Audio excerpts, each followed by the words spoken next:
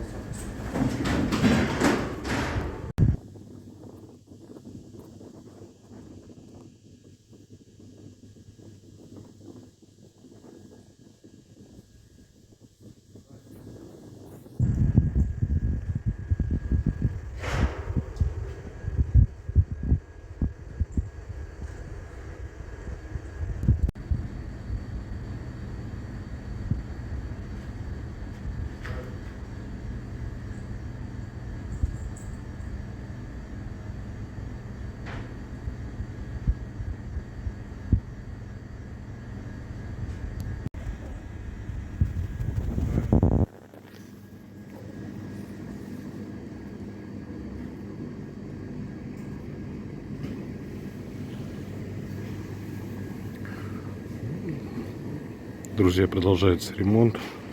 Сейчас мы перекрываем еще одну часть магазина. И так оставляем до окончания ремонта.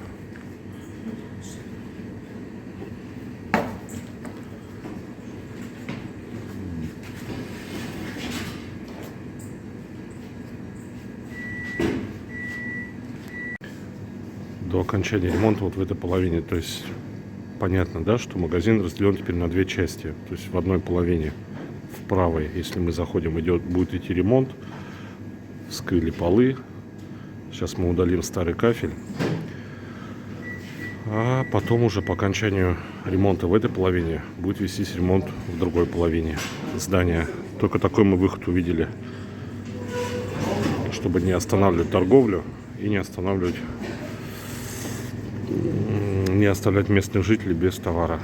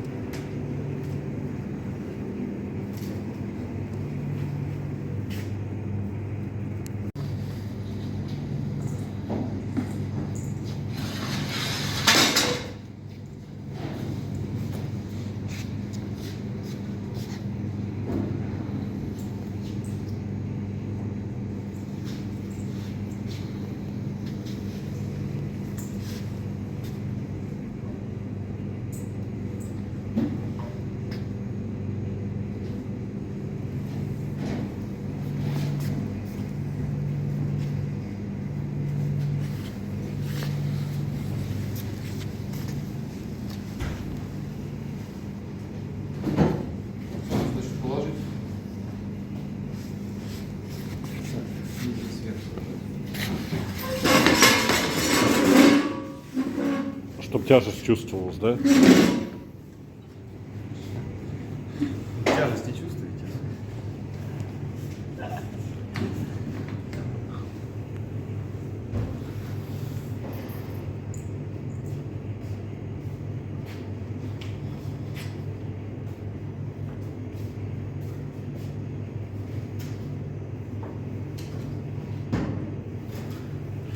Давай еще одну.